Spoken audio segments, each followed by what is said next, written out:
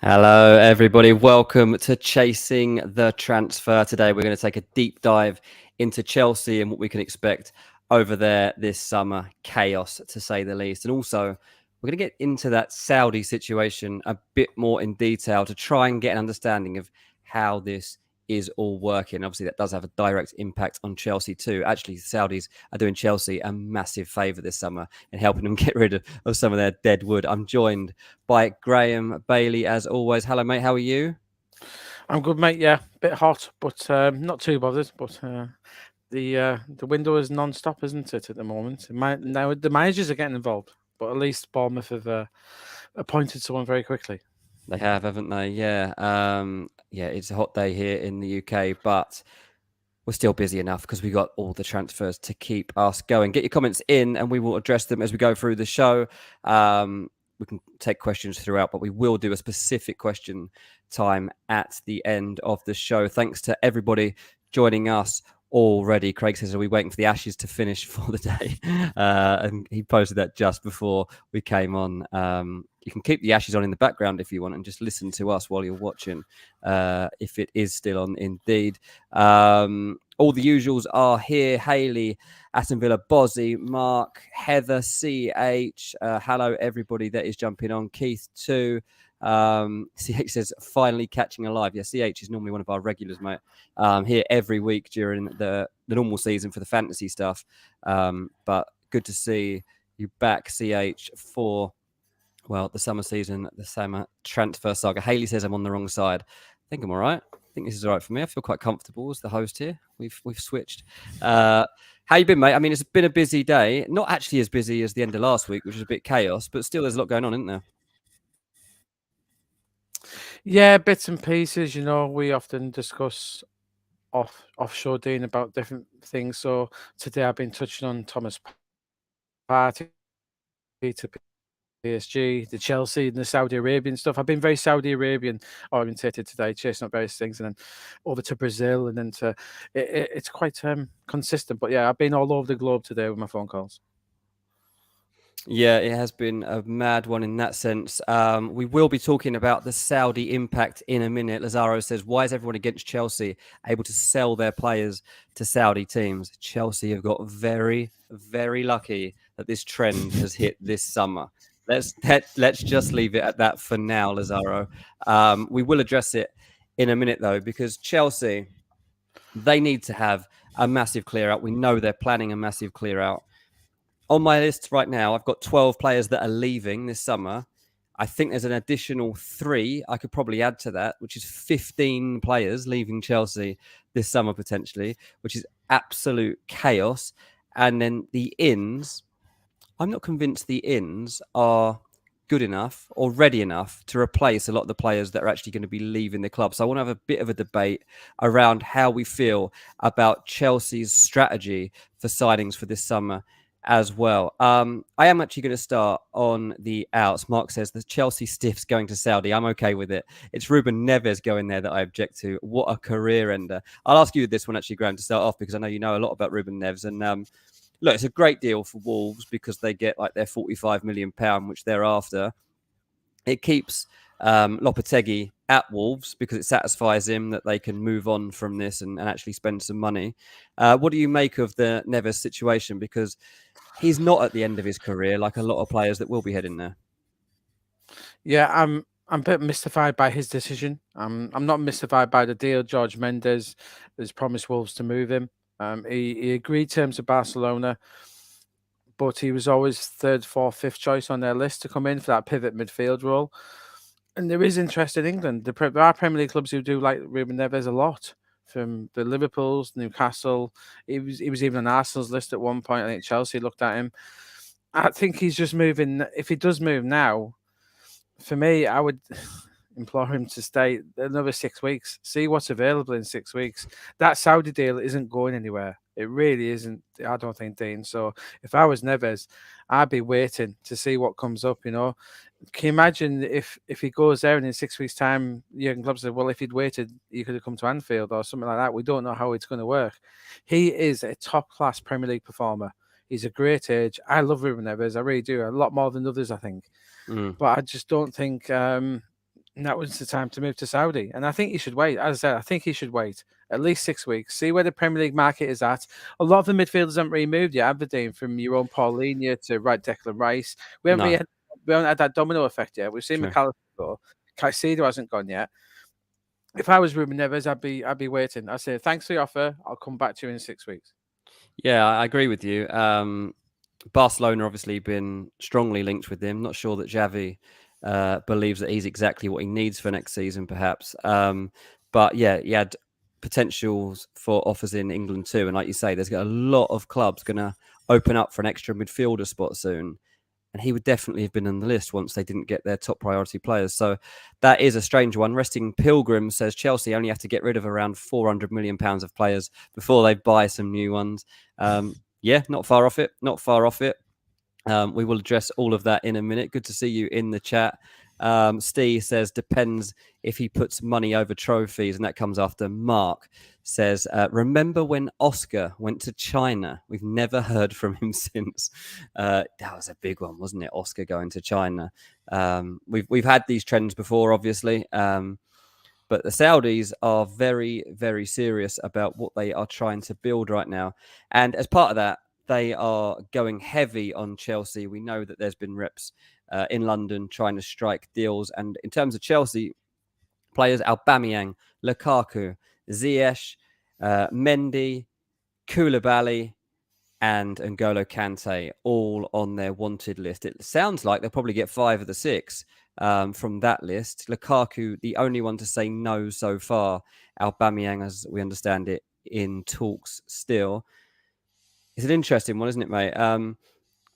Chelsea, as I said before, what a way out of this. Because when they drew up this list of players they needed to get rid of at the start of the summer, there was definitely some apprehension that I was hearing of about how on earth they would be able to do this. Yeah, totally. You know, they're going to end up making money on some of these players, which is amazing thing. You know, Hakim Ziyech, they're going to make money on. You know, he's going to double his wages in Saudi. Most of these deals, they would have had to have paid either half the wages to get him out or let him go on a free transfer. You know, they're scrambling around to try and get these players out. And now, you know, Todd Burley, he looks a genius again, doesn't he? He's been out to Saudi last week. He's met with a few different people, including the Al Hilal chairman or whoever it was. And yeah, they're getting the whole bulk of these out, Dean. And suddenly, this squad that needed streamlining is well on its way to being streamlined. It really is well on its way. You know, they're getting rid of a lot of the waste here. You know, the goalkeeper Mendy's going, Koulibaly, Kante's already gone, Ziyech. None of these players would have been in the plans of Pochettino. I think Hudson-Odoi's even got an offer out there, but I think he'll stay in Europe, so he'll be going anyway. Yeah. But these players who would have struggled to get out, and for FFP, this is huge. It really is. And I know someone commented there about Chelsea and 200 million. All I'd say on that is with Chelsea, when you get rid of a homegrown player like a Gallagher and a Mount, that I've been told from certain Premier League clubs that has a massive impact on FFP because it's homegrown, it's cost you nothing. If you sell them for a major profit, that has a massive impact on it. So might be part of the reason that Mount and Gallagher might be going. So yeah, it's fascinating. And yeah, Chelsea really are landed on the feet here, Dean. And I think the other clubs, the Arsenals, which will obviously maybe talk about Mr. Party soon, Manchester United with some of their players, I think they'll be following suit very quickly. You're right in the sense that it helps the homegrown factor and helps the FFP factor as a result of that. But what I think Chelsea are totally losing here is identity. And I think that is something that perhaps they are overlooking right now. Chelsea's strategy about buying young, being big on resale values, being big on players and prospects rather than the here and now is a complete flip of how Chelsea has been run through the years under Abramovich. Chelsea were being built always for the here and now. What can we win next season? How can we bounce back from this? What do we need? Who's going to get us the goals next season? What's the big defender we need? Think of the players that Chelsea have gone and got in the past to make sure that they were in the conversation to win titles constantly. You now look at what they're doing. They're basically buying 18 to 22-year-olds, some of them with 1 year of Premier League experience. Caicedo, for example, Lavia, who they're looking at. These players, obviously, unbelievable ability, great potential. Are they ready to go and do the business next season? They're losing from their midfield, potentially. Mount, Kovacic, Kante, Loftus-Cheek, and Conor Gallagher. 5 players from that midfield, and you're bringing in players that are brand new to the team. It's very, very hard to build something and immediately have success. So it tells me that Chelsea perhaps aren't expecting success next season. I thought that Pochettino would have the ability to quickly flip things and turn Chelsea into a bottom half of the table team into Champions League contenders at the very least, possibly even title contenders if you could add the right one or two. The way that this build's going, I mean, I think I was probably being too hopeful for them there. I don't agree, Dean. I think you were right. I think they're only, but it's the same as United. I think they're 2 or 3 signs away from being right up there. But as we discussed on last week's show, where United suddenly, if they get Højlund and Mount instead of De Jong and Kane, it may only be 2 players, but they can make a massive difference, as you said. So I think if Chelsea go into this, they're getting Nico Jackson in. We'll discuss him a bit in a minute, and maybe Osimhen. There's a huge difference, isn't there, between a plug and play player and potential. And as you say, a lot of the moment it looks like potential of buying. They need to do what they're doing now. I don't disagree with some of the stuff, but they need to go out and get an Osimhen. They need to go out and get that proper keeper. They need to go out and get that midfielder. If they think it's Caicedo, all right, go and do it. But yeah, I totally agree that it's all very well buying these young players, but you do have to bring in the plug and play players, and that's what Chelsea need now. Because I don't think they're a million miles away, but you need to give Pochettino some real weapons here, and I still think they're really lacking up front. The number 9, it's a massive hole for them, goalkeeper and maybe even centre half as well. So yeah, there's a lot of work for them to do. I do agree with you. I don't only think they're 2 or 3 away, but they haven't made those signings yet. Yeah, absolutely. Mark says presumably they're building a team around Enzo Fernandez. Probably, yeah. Again, a player that's played just got his first taste of Premier League football, not even a full season, and he's 22 years old. I know he's a World Cup winner, but still, relatively inexperienced when it comes to a full Premier League campaign. So there are downsides to that. And does Enzo really need a 20-year-old next to him, or could he do with somebody that's been around the block a bit more? You look at what Arsenal's strategy is right now and how Arteta's trying to strike that blend between the youth that they've already got there, but the experienced head. He keeps going back to Man City to see what's available there because he knows that these players have the nous and the experience of winning. And that is something, when you look through this Chelsea squad and the players that they're starting to take on board, that might be lacking. So the other names that I'm going to go through the list here of players that actually could leave Chelsea by the time we start next season. In attack, Kai Havertz, Aubameyang, Lukaku, Ziyech, maybe Pulisic, maybe Brozier, Mount, Kovacic, Kante, Ruben Loftus-Cheek, Gallagher, Koulibaly, Cucurella, Azpilicueta, Mendy. That is an absolutely absurd list of talent, plus the fact that João Felix was there last season. He's not going to be there next season either. You could add obviously Hudson-Odoi, Chukwuemeka could be going, Caicedo, the young Italian.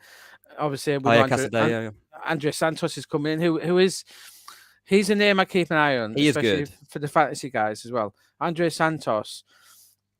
Chelsea didn't realise what they got here. He was quite close to Newcastle at one point, if you remember, Dean, towards the end and Chelsea swooped. He's a potential world talent, this guy. His ceiling is beyond what they thought. They think they've got an absolute gem, and he's got a work permit now. He can come in. It's changed now that even if you don't meet the criteria, although he does now because he's a full national, he's won the under-20s. Keep an eye on Andrea Santos. He could be a potential starter under Pochettino. He is that good. He really is an absolute gem of a player. So I think he's really interesting. But the one name there that I do come back to, Dean, is Kovacic. Why are they allowing him to go to Man City? Pep Guardiola wants him for a reason. More so than Havertz, I think, for me. But Kovacic, you should be keeping him around for me, Dean. I think he's the one who, if you have a midfield of Fernandes, Caicedo and Santos, who better to learn from than someone like Kovacic? Yeah. Do you know what I mean? Watching him in training every day, those 3 are 3 potential superstars, 3 world stars, probably they're going to be. But you have to have someone in there to learn from, whereas the forwards might have Raheem Sterling. At the back, you got Thiago. But in that midfield, I think they are lacking a little bit. And if I was them, I'd be keeping Kovacic. I wouldn't be letting Man City, the title winners, take him for 1 second. Yeah, I definitely think the Kovacic impact is being underplayed. Maybe just not a sexy name in terms of the way that we all watch football. In terms of the foundations of a team and the way they function, Kovacic is big, and absolutely written in the fact that Pep Guardiola wants him as part of his Man City team as he looks to move on from Gundogan. So, yeah, that's absolutely key. Aston Villa Bozzy. Look what happened to Southampton last season. They tried this and hello championship. Yeah, not sure Chelsea go down, but look, I'm Yeah, full of that. it's I'm full of not that. quite not quite in the same levels, but and obviously they've got Pochettino in charge at Chelsea, which I don't think we can overlook. Yeah, exactly. But what is interesting is they have to go after some sort of elite players. They are going after elite players. That's harsh. More established elite players, and Yeah. particularly for that number 9 spot. So when I saw the Nicholas Jackson stories, I was pretty surprised. I honestly thought Nicholas Jackson, while I knew that the Chelsea interest was real, I thought he'd go Aston Villa. I thought Aston Villa would Or be about his Bournemouth. level. Yeah, Yeah, or exactly. Bournemouth. Bournemouth, Yeah, Aston Villa, and especially Bournemouth new manager. But exactly, Dean. Exactly. It's he's a bit like Nkunku for me. And I've always had this little bit in my bonnet about Nkunku. I watched him. I covered him when he was at Rangers in that semi-final. Was that last year or the year before when he was terrible? yeah. And it's strange when you see a player have a bad game. It's hard to get out your mind. Mm. And Jackson again. I think they do need a reserve number now. I do think they need 2, Chelsea. So if he is the second one, I think that's fine. But you can't go in the season with him starting as your number 9. If you got any hopes of finishing top 4, that is. Exactly. I think it has a knock-on effect. I think it could potentially affect other players that are already in the squad and hoping for a chance. Brozier will have to wait and see how he feels about this. I mean, if they actually go and sign Nicholas Jackson, Brozier expecting this to be his big chance. He's had to come back from an injury to be ready for this pre-season. I think he's very hopeful that he can make an impact on Pochettino. Maybe he still can, but I would imagine, like you say, that Chelsea do go after another number 9. Now, Lautaro Martinez is talked up quite a lot. I know that they definitely have looked at that. But Osimhen is one of interest, and Mark's pointed that out. I just want to read out the quotes from Laurentis today about him, the Napoli president. He said, "We've got an agreement in principle with Victor Osimhen to extend his contract for 2 more years. In case an exorbitant bid impossible to reject arrives, we will see and make the best decision for the club." Basically, it means absolutely nothing. Osimhen is for sale if you're willing to pay the 120, 130 million pound that Napoli want. Because there's some reports, wasn't there, last week, Dean, that in Italy saying, he'd come down to 100 million, which I didn't believe anyway. De Laurentiis, for those people joining us on the show, he is basically the Italian version of Daniel Levy, but a bit harder. He is one of the chairmen in world football, isn't he, Dean, who people do not want to negotiate with. But he's very good in the transfer market. Look what he's done. But what people forget is people don't look at European football maybe as much as us, Dean. He paid a lot of money for Osimhen. Was it nearly 100 million they paid, Lille, for him? He paid a lot, yeah. They invested a lot of money in him, and he's gone there and improved. His market value for me, Dean, that is 120 million pound. I think that's his market value now. I really do. If they got him for that, I think that's a decent deal for Chelsea, in theory. Yeah, and given Chelsea's track record of signing number 9s, they need to get someone that can do it. They need to have someone that has no doubts in their own ability. We've seen players go there and absolutely melt for years now, all the way back to Fernando Torres and players since that have just not lived up to their hype.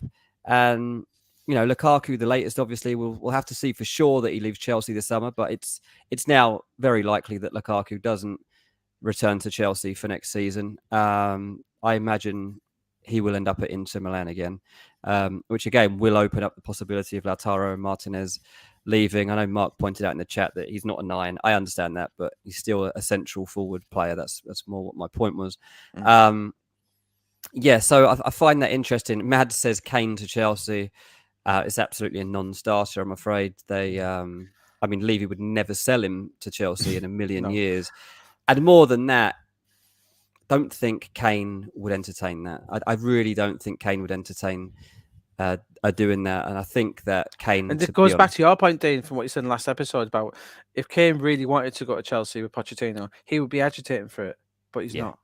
He's not agitating. Last show. And he's not agitating for a reason. He's not silly. He knows what's going on. He's in the England camp now. Gareth Southgate literally said half that camp is tapping each other up. So they know what's going on there. I think Osimhen is just such a fantastic fit for Chelsea. He grew up as a Chelsea fan, Didier Drogba as his idol. He really does have the new Didier Drogba written all over him. I think Chelsea just don't overthink it. Just go and get Victor Osimhen. And I think he is that. If they want to challenge for a title very soon, he is that plug and play number 9. Could come in. He could challenge Haaland. He's one of the best in the league from day one, Dean. And that's what they need to do. That's what they need It to do. changes everything. To have a player like that in your side changes everything. To know that wherever you are in a game, that you've got a guy there that needs half a chance is in the back of the net. And Chelsea haven't had that all season, obviously. Like, that was one of their big downfalls, not having a number 9. So to go and buy one of the best in the game, yeah. And he's there. He's available as well. He is. I know Lawrence has said that. He's available at the right price. It's not a release. It's for sale to me. It's not a release. Yeah, it's not a release. It's a come and get me play for me. I agree with you. It's not a release clause. They can go and do the deal. And yeah, I just think it's there behind. I think if Chelsea don't do Osimhen this summer, it's 1-0 regret. I really do think that. I mean, Mark said, Graham, who supplies Osimhen in that team? If he's talking about Chelsea, then we just said it: Fernandez, Santos, Raheem Sterling, and Kunku. Beyond that, the fullbacks. You got Chilwell and Reece James. It's not a problem. Yeah, it's not a problem. Setting up chances has not been a problem for Chelsea all season. They've been there. They've had absolutely nobody to finish them off. It's just remarkable that they find themselves in this situation, because it seems like a solution is staring at them. They've been so willing to spend money. You know, Enzo Fernandez was over £100 million. Go and spend it in the area that is most going to decide where your team is heading at the end of the season. Right, we forgot about Mudryk. Obviously, be creating a lot of chances. She did forget Mudryk. Yeah. And look what they paid. Look what they paid for. Yeah, we haven't mentioned it. Yeah, look what they paid for him. To go and pay an extra 30-40 million, and it's not all in one go. Anyway, this is Napoli need to. They're getting money in for Kim, which will be all in one go. So we don't need all the money in one go, but it's good for a club to get these installments, isn't it? If they're getting 50 million a year for 3 years off Chelsea, that's not a bad thing. No, absolutely not. Any more questions, please do keep them coming throughout the show. We're going to be here until 8 o'clock. As I say, this is largely a Chelsea show, but we're happy to talk about pretty much anything else you guys want to throw at us too. In about 5 minutes, I'm going to be crossing to the source meter, where we rate 3 of Chelsea's big targets, or at least rumoured targets, for this summer. 2 quick things I want to touch on before we get to that. Firstly is the midfielders. Caicedo obviously being pursued right now by Chelsea. What is your latest information, mate? How far do you believe that bid is away from happening? I think the personal terms are thereabouts, Dean, but personal terms are not really an issue for these players. Really matter, clubs. It's like, do you know what I mean? Any club in the Premier League can get these personal terms done. I did hear from Brighton sources last week. I hope I put a story. I'm pretty sure I did. There's that many to get through. Brighton were looking for 80 million. I'm hearing that maybe they want a bit more. They're seeing what Declan Rice, if Declan Rice goes for over 100, as we think is where it's leaning towards, Brighton want a bit more than 80 now for Caicedo, which is, you can see both sides of the argument. You know, Rice is a bit more experienced. He's been there. I think Brighton think Caicedo's got a higher ceiling. I do agree with them on that. As you know, I'd take Caicedo over Rice any day of the week personally. I love Caicedo. But I think he's wonderful. But I think they might be pushing towards the 90 million mark, if not 100 for Caicedo now. Mate, that's absurd. That is absurd, really. When we think, what did he cost them 2 years ago? 4 million? Yeah. Yeah. That's kind of my issue here with this. Like that. But that's like saying Declan Rice cost West Ham nothing, so I'd ask him for 100. That wasn't 2 years ago. Like, you know, this guy, the markup here is insane for a guy that, as I say, has had 1 season of Premier League football. It's just so much of a premium to be paying just because he's made his mark in this league already. But no, that's what you're going to get if you go shopping. Mike says, what are the chances of getting that deal done without having to include Colwill? Now, what I'll say on this before I ask Graham is that I think that with Koulibaly leaving Chelsea, that opens the door for Colwill to be told he has opportunities at Chelsea next season. If Chelsea are serious about this, and about giving him a pathway in order to keep him at the club, then Colwill has to be able to see a path into that team. It hasn't been there for him. Koulibaly going, I think suggests that Colwill will be given a chance. I haven't really heard a lot about them signing any centre backs at the moment. Obviously, though, Brighton are keen on Colwill. So, what's your take on it, Matt? Yeah, there's no way Chelsea, including Colwill. I think that's come down from Pochettino. Badiashile, as we know, isn't going to make the start of the season. Colwill, he's going to go to the Euros. He's going to go to Euros 2024. I said this when he was playing for Huddersfield. If you remember, Dean, I said this guy's a future international. There's been a lot of them, but he's special. Chelsea know it. They do now anyway. He's not going anywhere, no matter what. And obviously, Chelsea have been trying to throw Conor Gallagher towards Brighton, saying that every time, I can imagine every time they bring up the phone, what's the latest on Levi Colwill? Was there, well, Don't worry you about can't that. Conor Gallagher. you can't have you can't have Colwill, but you maybe have Gallagher, which has pricked Brighton's ears, so to speak. They do have an interest in Conor Gallagher. So yeah, I don't think there's any way, shape, or form that Colwill. I do know the player quite fancies the move, Dean. I have heard that because he wants the first team football. He knows. I think being included in this England training camp now is whetted his palate even more to get this international football. It's come from his time at Brighton, but I think he'll get his chance at Chelsea this summer, Dean. I don't see there's any way that they let him go. Yeah, very interesting. I'm going to do a quick FPL question because everyone in this chat plays FPL and loves FPL. I've lost it for a second here, but somebody just said, like, in terms of this Chelsea team, who would you be looking at in terms of FPL? Chat Sport has replied saying it's Sterling time next season. He'll have a big price drop too. Obviously, it was a really disappointing season for Raheem Sterling. He can't go through something like that again. He'll be looking to bounce back for sure. I think the instability of the club really, really did not help him at all, as it didn't a lot of that team. And we know that players like Mason Mount were particularly frustrated because they were being dug out for poor performances when actually they were playing in a system and training sessions that just didn't suit them. They just weren't happy with what was going on. So, yeah, Raheem Sterling could certainly be one. And Kunku, look, the guy's magic. Like, on his day, and Kunku is brilliant. So I wouldn't say have him in your team at the start of next season. I actually spoke to a couple of people recently asking, what do you think we can expect of Chelsea?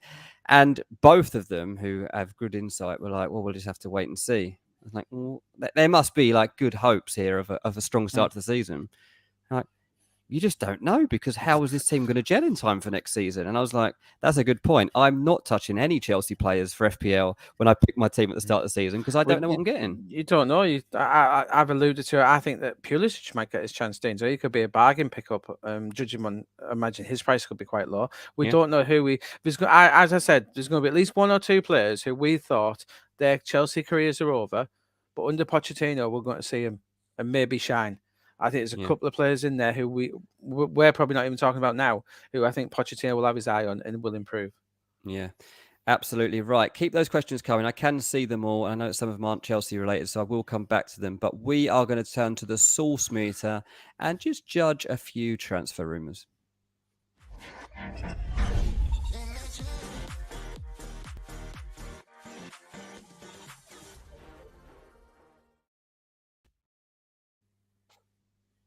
Here we go then. The big one that's been talked about for a few days now. Nicholas Jackson set to arrive from Villarreal if they can agree on the 35 million euro release clause and the structures around that payment. I imagine there shouldn't be too much trouble getting a deal like that done. So, yeah, I have to say, like, as I mentioned earlier in the show, I didn't think this would get off the ground. I am still slightly surprised this is the path that they're going to go down, but there's no denying it. A rumor, and it could well happen. Look at those stats: 12 goals and 4 assists last season in La Liga. It's not for me. It's not for me. It's okay. It's okay, but that's not your first choice number 9. That cannot be your first choice number 9 at Chelsea next season. Even a guaranteed starter in the forward line next season can't just be. He did have an injury, so I will throw that in. Like, I'm aware that he was, affected by that too. But this isn't a guy that's going to come into the Premier League and score the 20 goals that transforms Chelsea's season and where they've been heading. And you can't even guarantee that he hits these numbers because the Premier League is harder to score goals in. What's your analysis of the transfer, mate? And one, do you think it will happen? And two, do you think he's good enough from what you've done? It will happen. I think it will. I think if he's coming in as the backup number 9, the one who'll play a handful of games, has time to bed himself into England, I think it will work, Dean. But as you say, this is a guy who almost joined Bournemouth, if not for a failed medical in January. That was his level in January. He hasn't really improved, as we alluded to. Bournemouth, Villa, maybe Everton. That's his level, really. Not saying he can't make it at Chelsea, but yeah, he's in no way, shape, or form the frontline number 9 for Chelsea. And I don't think this has been signed for that role. I think he's been signed as a backup. I do think it is bad news for Broja. I think this will spell his end at Chelsea. To be honest, I think we'll see him move on. It's a risk, but I think he's got a lot of upside. And at 21, he can learn. Do you know what I mean? Imagine him learning from someone like Osimhen Dean. I think that's where they're looking at it long term. Yes, Aston Villa Bozzi says those are the stats João Felix used to get in La Liga. They had him. I'm not having it that you can compare João Felix to Nicholas Jackson. I'm sorry. No. I'm See, sorry, I think mate. he was linked to Villa, Dean, as we said. Villa Bozzi might confirm this. I don't think if Villa signed him as their number 9 for the summer, I don't think they'd have been that happy with it. No, let us know, Bozzy. Would Do you you want? know what I mean? It wouldn't blow them away, would it? All the things we're talking about Villa, if they signed him as number 9, I think it'd be a bit meh. All right. Is he better than Ollie Watkins? Probably not. No. Look, you throw Ollie Watkins in there. If I was a Chelsea fan, I'd say I'd rather have Ollie Watkins up front. I honestly think I might. I think that there's potential there. I'd pop down the King's Road and go and get Micho, Dean. No, leave it up. Bozzy does also say, I mean, Bozzy, I love the way you get involved in these chats, by the way. If everybody could be as active as Aston Villa Bozzy, I'd really appreciate it, because we would have a really good time in this comment section keeping up. I love how prolific he is. He says they already have backup in Broja and Fofana as backup young strikers. And as I mentioned earlier, I feel that those players could be frustrated with a signing like this and potentially I think Fofana's name is being mentioned in a lot of deals coming up, though. So I wouldn't be surprised if he was part of this conversation with Villarreal, take him on loan for a year or two. Fofana, I think, will end up on loan somewhere for a year or two, probably as part of one of these many deals that they're talking about, Dean. Yeah, that's interesting. That's a good point as well. Haley says Jackson is a no for me. Certainly if you play FPL, don't be touching Nicholas Jackson at the start of next season if he does indeed play for Chelsea. Unconvinced is what I'm going to say. Good player. Like, I'm not unconvinced about that. Is he a fit for Chelsea and what they need right now? I'm not sure. Right, let's move on to the next big transfer rumour on our list, and a guy that I've deliberately tried to avoid talking about is Romeo Lavia at Southampton, relegated with Southampton from the Premier League, definitely available this summer. I'm hearing it'd be around £40 million. You'd probably get him at possibly more if Southampton can get it out of you, up to £50 million. A 19-year-old, I'd say destroyer. That's probably a bit harsh. He can do a bit of everything in that midfield. He's a guy that I think Man United should be going after. As it is, it seems like Chelsea are probably leading the way here, as they would be with any young midfield player, it seems. I'll give it a medium rating. What we know at the moment is that Lavia is it the opportunity to sign him being explored, I'd say, alongside their pursuit of Caicedo. Lavia has a big decision to make. He knows he's going to have to leave Southampton in the coming weeks. I think he's waiting to see exactly what opportunities are going to be there. Arsenal have crept into this conversation too, unsurprisingly. Bozzy says Lavia is top draw. I'd be all over getting him down Villa Park. I'm unsure why City haven't activated his buyback clause. Yeah, left City not that long ago and has made a big impact. In a Southampton team that were generally poor, he was consistently good. I've gone for a medium, mate, because I really don't know which way it goes. I'm just probably not convinced he does actually end up joining Chelsea. I think that's probably why I've just dropped it below the hot rating. Where would you sit on it? Yeah, I'd probably agree with that, Dean, because there's a lot of interest in Lavia in the league. He's seen as someone who could be that first choice off the bench, I think. I don't think any of these big clubs like Arsenal's, Newcastle's, Liverpool, even City are looking at him. I don't think any of them are looking at him as a starter from week one. I think they're looking at potential. His ceiling, as we mentioned, the other players, his ceiling is really high. He's a future England player. We know that. It'll be interesting to see who pulls the trigger on him. That fee. It wouldn't surprise me massively if he started the season with Southampton because, 40 million, I think he may start the season, but he may finish the window somewhere else. So on August 12th, first game of the season, it's more likely to be at St. Mary's than Stamford Bridge. But then towards the end of the window, Joe Shields, we know the former Southampton guy is at Chelsea. He loves him. I think he probably will move, Dean, but I think it's a bit like Ruben Neves. He's second or third choice on a lot of lists. He's not first choice on many lists. So I think we will move, but I think this is one that might run to the end of the window in August. Yeah, good point. FPL Big Head says the buyback clause with City doesn't kick in until next season. That is true, but the buyback clause is £40 million, and I believe that that's basically what he's going to end up going for this summer anyway. Do you think that's his price point, mate? Have you heard that? What have you heard? Yeah, similar 40 million, and that doesn't stop City being interested. That's just No. a clause that City have had in a few deals. Douglas Luiz, they didn't use it on, which should they might regret that now because he's playing so well. Yeah, around that mark, 40 million, which isn't massive. It's not one that any of these clubs can't do, but they've got other things they need to do first. And that is the thing. So he just needs, a bit like Neves, he just needs to be patient, needs to wait for a few of these other dominoes to fall, and then his future will be a lot clearer. Yeah, absolutely. Let's have a look at a couple of comments on this one before we move on. David says City's buyback clause for Lavia applies from 2024. Absolutely. Charles Graham, did you just call a Belgian player a future England international? Who was that? I don't even remember you talking about that. Is Lavia Belgium? I got it wrong. Yeah, Lavia is. Yeah. Sorry, I did miss that. There you go. I thought he qualified thing. There we go. Yeah, I did just say that. Charles having absolutely none of it, mate. Well done for making that clear, yeah, Charles. well done. Gabriel, I don't know why he would go to a club where he isn't first choice, as that is why he left Man City. Tough for him though, because look, I've heard a couple of people say this now.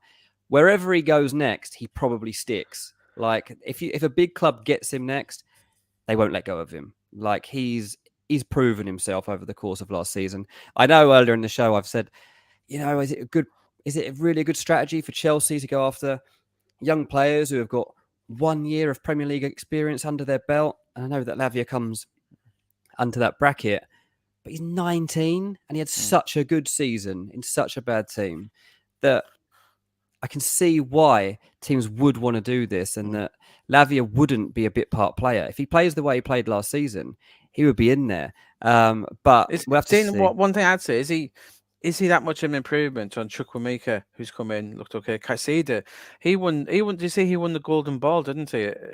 Not just top scorer, but he was the best player as well. Yeah, he's got that young Italian is a fantastic player. So you do wonder, of all the like him, where's the pathway for him here? Have they not already got this category of young player checked off at Chelsea? I would argue that they possibly have already.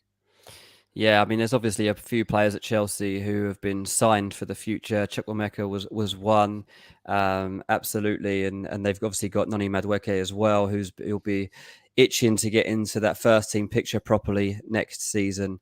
Yeah, they've been heavily investing in those future prospects, but they can't all be future prospects. You need a team for next season, and that is something that I just feel is being lost a little bit in Chelsea's planning, unless they do suddenly go and start blowing people out the water and signing the likes of Osimhen. Talking of superstars, the next one we've got up would be a game changer, certainly in FPL. We'd love it if this guy arrived in the Premier League. Neymar to Chelsea. It's been talked about. He's obviously been linked as well to Man United. He's been linked to Newcastle United. But Chelsea was always likely to creep onto the radar here. Chelsea have always been in the market for marquee signings under Bailey. Obviously, Ronaldo, he was not willing to let that one go without at least trying to convince the people in the recruitment staff that Ronaldo could be a good thing for Chelsea. They were like, absolutely, he could not be a good thing for us. Messi, I believe they would have given it a try. Neymar, they might give a try. I just don't see this happening. I feel like wrong time, wrong place, basically. It's probably just slightly mistimed for Neymar. I do feel this is the club for Neymar. Like, if ever he was going to land, it's going to be Burnley. It's going to be Chelsea. And I could see it. I just feel like because it's such chaos right now, because they're so zoned in on signing these young players, that Neymar at 31 doesn't really fit. They've also got players in his position too. It's not like he's an out-and-out goal scorer. He's an exciting one. Mark says this gets nowhere near my FPL squad. Fair enough. But I've gone for mild. Is there any way that you could see Neymar at Chelsea? It's interesting. I think if if they haven't appointed Mauricio Pochettino as manager, I think sort of deal that Todd Burley would pursue. We know he looked at the Ronaldo deal before he went to Saudi Arabia, Dean. It's a sort of player they want. It's interesting because, they were banging to Rafa Leao at Milan for a long time. So this left-sided forward was somewhere they were looking at actively in the last few months. So Neymar, if it suddenly came out that Chelsea win for him, like you, I wouldn't be shocked. I wouldn't be massively surprised. But is it a position need? But when does that stop Chelsea from doing a deal? I think it is mild, but on the flip side, if it happened, it wouldn't shock me at all. I think they're one of the few clubs who could set up a sort of deal, a loan deal. I do think Neymar will depart PSG this summer. I think I don't. Unless Luis Enrique loves him, who's likely the new PSG manager. I'm not so sure. But yeah, it'd be interesting. I keep an eye on this one. It is mild, but yeah, it wouldn't shock me. Yeah, it wouldn't shock me either if it did suddenly shoot onto the radar. Charles says Neymar's agents have been so desperate this summer. I remember Graham saying a few weeks ago that even Arsenal had been approached. God knows what they are doing. Do you think that's the case? Do you think that he's just being touted around right now? Yeah, a little bit, but that's an agent's job, doing, isn't it? Like a lot of transfer deals happen because agents make clubs aware of a player's availability, and that's just how football works. That's how we know that Caicedo has already agreed terms with Chelsea, for instance, because the agent's talking to the club. It's it's a fascinating one. It really is. Neymar, we're going to be talking about him a few more times over the summer, Dean. That's for sure. Yeah, absolutely. That was fun. That is the source meter. Every time we do a club specific chat, we will make sure that we get the source meter back out. It's the best way of gauging whether there's any truth to these rumors. Now, before I move on, I just want to give a shout out to Craig Priestley. He's running he's got a new book out, basically. It's called FPL Journal. He sent me a copy. Thank you, Craig. It's really cool. I'm really annoyed that I've left it in the other room, so I can't show it to you right now. I'll get it out on the next show, I promise. It's a really, really handy way to keep track of your FPL plans, teams, tactics, targets for next season. It's really like a layman's guide to like keeping your thoughts active on what you want to do with your team. So it's got the layouts of the squad. It's got watch lists of who you want, all the stuff that you can do online, but sometimes it's much more handy to have it like in a pad next to you for when you get a thought and just jot it down and scope out your teams for future weeks. Craig's done a great job on this book, so look it up. FPL Journal. I do highly recommend it. He sent copies to us, and I'll be using mine from next season. I have to admit, my son has got hold of it and started just colouring in the kits. So, Craig, you might want to bring out a follow-up book to this for kids where you just stick loads of kits in it that kids can colour in, because it turns out that there's definitely a market for that as well. Yeah, absolutely. Dev says, happy 5,000 subs. Yes, thank you, Dev. We hit that last week. Graham, that was the impact that you had on your first week, mate. You took us over the 5,000 mark, so we've been waiting to get there. So thank you to anyone that subscribes. Hopefully it's all of you.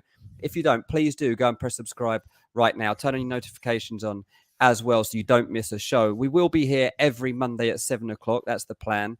There should be every week an additional show to that too.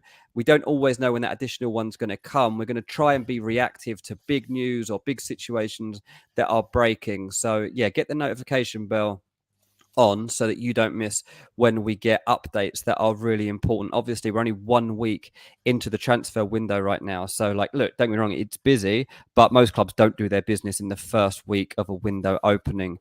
And as it wears on, we are going to be getting busier and busier.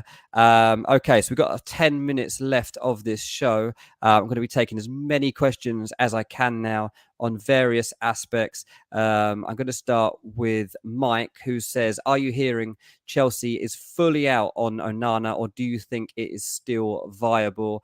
I think it's still possible. I don't think it's a definite pursuit. I think Man United also might still come into this picture, depending on what De Gea decides in the coming weeks. I've heard that one a few times in the last week about Man United, so I'm wary of that. And Chelsea, well, there's been a few doubts around it in the last few days. There are reports today that Pochettino decided that Kepa's going to be sticking around and as the number one. And people are taking that to mean maybe they don't go and sign another goalkeeper. They have to really sign another goalkeeper because Mendy's going. What do you think on Onana, mate? What's your personal opinion? Yeah, I think it's very much still in play, but I think Chelsea just been clever with it. You know, they had a meeting last week with Piero Osilio from Inter. Onana was offered to Chelsea a few months ago by the same person because Inter do need to raise cash here. Let's not beat around the bush. They didn't get the Milan Skriniar money in. Their owners want money in, Dean. Martinez, Dumfries, all these being linked. Onana suddenly, from being offered, from what we understand, was 40 million euros. He's gone up to 60 now. Inter wanted an auction for him, and they're getting it. He had a wonderful end to the season, Onana. He really did. Tottenham were looking at him as well. I say Manchester United come into it. Chelsea. I think Chelsea are in a strong position where they're saying to Inter, saying, "Look, yeah, we want him, but we'll start. We're happy to start the season with Kepa." And I think that puts them in a strong position where they're not desperate. Where, if United, I really don't understand what Man United are doing with De Gea. It's a really confusing situation. If De Gea suddenly agrees a deal with another club, United are in all sorts of trouble. If you have a keeper, if De Gea leaves and then suddenly United are knocking at your door, you're adding on a 10% Premier League tax at least. I think United are in danger of really messing this window up, Dean. I really do think they are, on the goalkeeper front especially. So, I wouldn't rule them out either. But I think Inter are just in a good position where they bump the price up because they know they can. But Chelsea are in that strong position as well, where if they start to keep the season with Kepa, it's not a disaster for them. Ideally they want to upgrade, but if they have to, they will do. Yeah, I mean, Ten Hag didn't want to spend money on a goalkeeper this summer. Like, that's going to take away money from a midfielder or a striker or even centre back that he needs, and that's where two strikers. He wanted two strikers, didn't he, Dean? I just don't understand where they're going here, United. With De Gea, and De Gea suddenly comes on the market. There's a Tottenham to even Chelsea showing interest. It's an interesting side plot, isn't it? Yeah, absolutely is. Dev says Chelsea and Liverpool are the English teams interested in Caicedo currently. Charles says, Dean, any update from your Fulham connections on Manor Solomon? Spurs link seems to have gone quiet. He's playing for Israel tonight. Oh, yeah, I forgot he would be playing for Israel tonight. I'm not sure about the Tottenham link. I'm not convinced by it. Tottenham have also been linked to Fulham defender Tosin, and I'm definitely not convinced of that one either. There hasn't been any contact there, so I'm not sure exactly where these links are coming from. Manor Solomon is a bit of a complicated transfer. Obviously, being given the freedom to move right now from Shakhtar, I do feel for Shakhtar. They have not done well financially at all out of this situation. So, like to see them at some point benefit from this situation. Fulham have had confidence in signing Manor Solomon back a couple of months. If you think when he hit form in February, suddenly was linked to everyone around that time. He scored 5 in 5 games, I think it was. But yeah, there hasn't really been any progress from what I understand. Right, let's move on.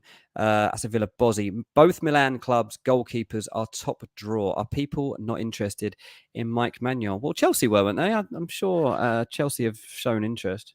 Yeah, the Chelsea inquired about him. I think he's one who the thought with Paolo Maldini leaving the club that it might unsettle him. But Milan have been quite strong with the players. The Leao's down to a new deal, and the Mannion he's not really available. That's the message coming from Milan at the moment. So I think with others, with Onana, Madashvili, the Valencia goalkeeper, and Costa at Porto, I think there's enough out there without having to pay over the top for Mannion. I think he stays for another year there. Yeah, absolutely right. Jazz, hello, Jazz. I haven't seen you in the chat tonight. Welcome. Any update on Mount? Is there a chance he renews his Chelsea contract? Looking unlikely, to say the least. Chelsea obviously looking for a buyer at this stage. They want to get the money that they can for Mount. I think personally, there's been too much friction throughout these talks that has just caused the parties to agitate against one another. I don't think Mount needs to turn back to Chelsea at this moment, to be honest. I think that the interest from United is concrete enough that he believes it will happen. The big question is how United follow up their initial £40 million bid for Mason Mount.